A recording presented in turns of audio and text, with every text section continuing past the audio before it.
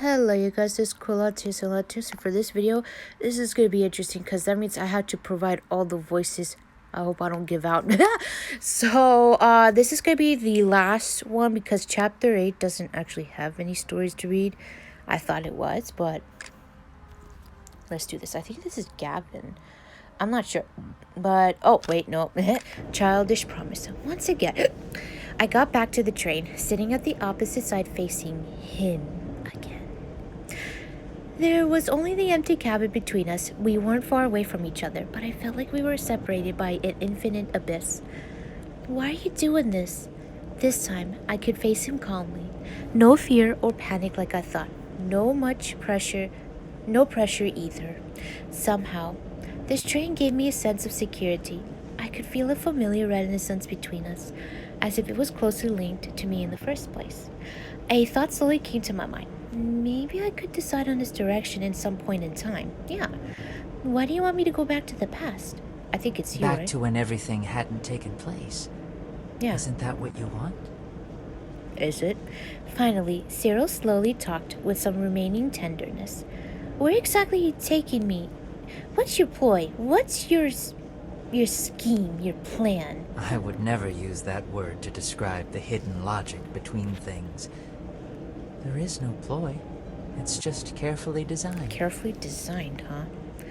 Stop your meaningless talk. I just want to know your purpose right now. What is it you're trying to do, huh? I got carried away again, but tried not to stand up because I didn't want to show my weakness to him. He will not. Purpose? Oh, Cyril was looking outside, but turned back. The train seemed to be slowing down again. As I heard the air turbulence, I could see his face reflected on the window next to me. Like I've said, I'm only doing this for you. Okay.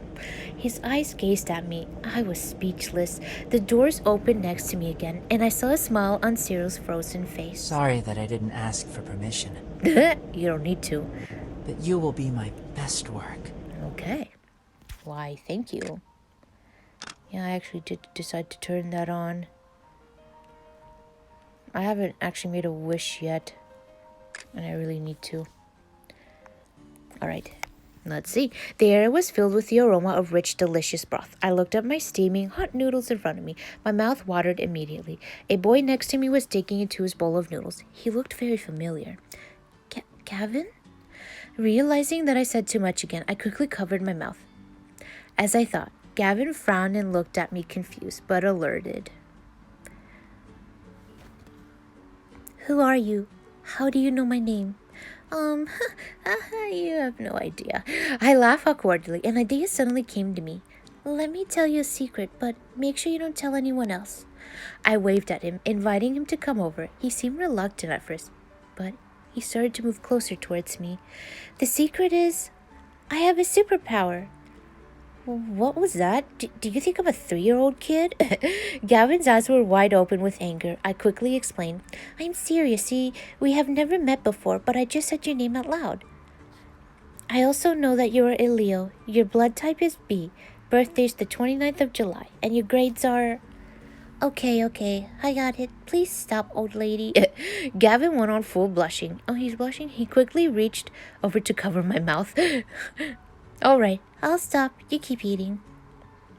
Gavin, he didn't talk to me again. He continued eating his noodles, but he seemed resentful. Speaking of it, why are you eating here alone? Oh. Even if you don't tell me, I can guess. When a child got angry, there were usually few possibilities. Fighting with others, having problems with friends, or arguing with parents. Probably, yeah. Gavin wouldn't lose a fight. As for friends, he was still a child. But from what I knew of him, it was highly unlikely. Oh, I see, yeah. So there's only one possibility. You had a quarrel with your family, didn't you? Gavin paused for 1 second and looked at me, a bit upset. He put down his chopsticks. Looked like my guess was right. Gavin looked upset. He started talking after a while. Is having a superpower really that important? Uh-oh. Huh? Will I be able to protect others if I don't have it? Oh, of course not. I refuted him without even thinking. Gavin raised his head. He looked a bit confused. Even without a superpower, you could still protect those important to you. I used a softer tone, but spoke firmly. Gavin slowly repeated after me. He curled his fingers, and his amber eyes looked a lot less resentful and lost. I smiled and got up on my feet. I then took out some money and called the restaurant owner. Can I pay for these 2 bowls of noodles, please? I don't want you to pay for me. I have money. Yeah, I know. You hate the feeling of owing things. Oh. I bent down and rubbed Gavin's hair. His ears quickly blushed. He looked away awkwardly. I don't like others touching my head either. Please don't. I pretended to not hear him and patted his head gently. You have money, but it's not your own money. Am I right? Why not? My mom gave it to me, you know. I put an index finger next to his lips and winked. See, someone still cares about you. Aw. Gavin realized something. A hint of guilt appeared on his face. You should go home. Go home to your family. After a long silence, Gavin finally nodded. Okay. Aw. I jumped off the seat and walked towards the shop entrance. Before he stepped out, he suddenly turned around and looked at me. Thank you. Oh, such a cute smile. One day, I will buy you noodles with my own money. Oh, before I could say something, Gavin had already walked away. I smiled. What? Oh, I smiled looking at his little figure moving further and further away, because I knew that one day he would grow into an outstanding young man, a man who would keep all his promises, and a policeman with Sparky. Aw, he's so cute. The Central Park always looked the same in summer, packed with green eyes. I stood at the corner, looking at some children playing on the lawn not far away. Hurry, shoot the ball. Are they playing soccer? Just when I figured out what they were doing, the small black and white ball rapidly flew to me. It quickly became enlarged in my vision. Ita, ouch. Bang! I fell to the ground. Unknowing that he had made a mistake, the boy was completely shocked. He pulled the clothes of another much taller boy. Who is this? I don't know which boy it is. Oh no. Oni-chan. I just kicked the ball and it hit his auntie. What to do? Before I got mad with the auntie, I forgot all the pain when I saw the other little face. Victor, as a child, looked so much cuter than that poker-faced man that always calls me dummy. He looked a bit embarrassed, turned around, and gently blamed the boy. Oh, he then tried to act like that. Oh, no, it's not my fault. I'm sorry. Please allow me to apologize on his behalf. He pulled the boy forward. He was hiding behind him. Then he bowed to me sincerely. I patted the dust off of my knees and stood up. Victor was a lot shorter than me, so I bent down and looked at him with my smiling eyes. Okay, say something nice about me, and I will forgive you. Oh. Small Victor is blushing. Oh, that's worthy of another screenshot. Screenshot! Yes. Victor frowned as if he thought I was weird, but I insisted, so he mumbled something unwillingly. One-chan? Are you really okay? Do you need to go to the hospital? Okay, I won't tease you anymore. Oh, it's so cute. I rubbed my forehead and recalled how I met Gavin when I was, young. Everything felt like karma. I burst into laughter again. What are you laughing about? I just realized that I might have been your biggest obstacle all along. You better go see a doctor. I'm fine, really. Of course he's an ass. Even a little kid for me. Better go see a doctor, lady. I knew I wouldn't stay for long. If I suddenly disappeared on the way to the hospital, Victor would be really scared. I got on my feet and did some stretching exercises in front of the young Victor. He gave a very complicated look. I suddenly realized, did he just look at me in the same way that adult Victor did? Some things never change. I couldn't believe that what I was seeing as a fool. What? I couldn't believe that I was seen. Oh, as a fool as this little child. By this little child. Mixed feelings came to me. Oh my God, Victor, you never change. Whatever. Please just go away. He glanced at me again and thought for a while, then handed me a name card. Call this number in case you feel unwell again. That's definitely not what a kid of his age should do. Actually, yes, for him, It's normal, I'm assuming. No need, I'm fine, I'm fine. Oh! I couldn't help but bend down again to pinch his cheeks. He's gonna be like, dummy. You're still a kid, but don't put that poker face down all the time. You will get old really fast. Victor's little face looked blank for 3 full seconds, unable to believe that someone would do this to him. He then dashed backward. Oh, let me go, you fool. My ears turned red. For the first time, I saw emotion in his calm little face. A kid should do what kids do. You need to laugh some more, please, for the love of God. After escaping from me, Victor took one more step back. His blushed cheeks soon turned into a cold poker face again. And you should behave like an adult. You're going to scare the kids. Oh, you aren't much older than them. I mumbled to myself and looked up, only to find all the other kids were giving me weird looks and hiding behind Victor. Looked like they all trusted Victor and took me for some weird adult. I let out a sigh and looked into Victor's eyes one more time. Oh, right. If you ever kick a ball to a girl again, for example, if the ball breaks her stuff, you can give her some dessert as compensation. Pudding. I'm much better than that. Oh, little do you know, you Pudding. You're such a... I was speechless just when I wanted to pinch her. I don't know if Victor was her cheeks again. The train's PA system seemed to be playing again. I looked at his clear, pure eyes and felt a little reluctant and sad. By that time, you will know what to do. Oh, I patted him on his head without his permission. Then I turned back and walked into the bushes in the park. The kids were calling Victor's name. A new round was about to kick off. What a strange person. He kicked the ball back to the center of the court and ran away in another direction. What a strange person. Parisian Salon? Could Parisian Salon be Kiro? Cologne fragrance filled the magnificent hall in front of me. Because, traffic lights and Elysian. Oh boy. The magnificent hall in front of me. I saw many splendid dresses and luxurious decorations. This place almost felt like a palace in the old times. I hope I didn't go back hundreds of years. Oh my God, wow. Is this the child of Madame Sedel chose? Sedel, yes, chose. Oh, how lovely. Child? I looked across many sumptuous dresses and sumptuous. I saw a boy sitting on the burgundy velvet high back chair. Oh, Kiro.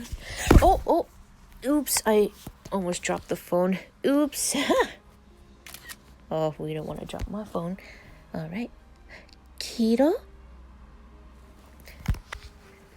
The white lace collar made his exquisite yet fragile face more vulnerable. Surrounded by the crowd, the young boy had no emotions on his face, like a doll that was left in a gorgeous display cabinet. Whew.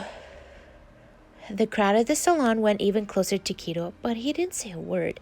I saw a little reflection in his pure blue eyes under the golden light. Is he scared? His tiny lips moved, but no one noticed. I pushed my way to the front and realized the crowd didn't look right. They seemed to be mesmerized. Is this his power? Could it be? His power, yeah. I can't control it. My heart jolted when I caught his little voice amongst the crowd's exclamations and compliments, as I thought Kiro was still too young to control his evolve. Excuse me. I forced my way to the center and grabbed his tiny hand. It was so cold. Why? I looked at Kiro sincerely and patted on his hand. Kiro, Madame Sedel asked me to bring you to her. Kiro looked alarmed for one moment, but soon came calm again. Okay. I took Kiro's hands. They were shaking. At this moment, he seemed to be still fearing people a lot. I then thought about the superstar Kiro many years later. He was always shining and effortlessly charming. This made me really sentimental. I couldn't forget the hesitation and the fear of evolve I saw in him. How many things must he have been through to become strong enough to bring light to other people? A lot. Where? What? No! Don't do that! Oh. Where are we going? Keto was a bit stiff in his speech. He didn't seem to be talking often. I took him to the corner of the hall, then squatted down and looked him in the eyes. Let's play a game. I want you to hide here, only you go out when you see Madame Sadel. Can you do it? Yes. Keto looked a bit doubtful and puzzled. His voice was still very light. I felt like it could break any time. Why?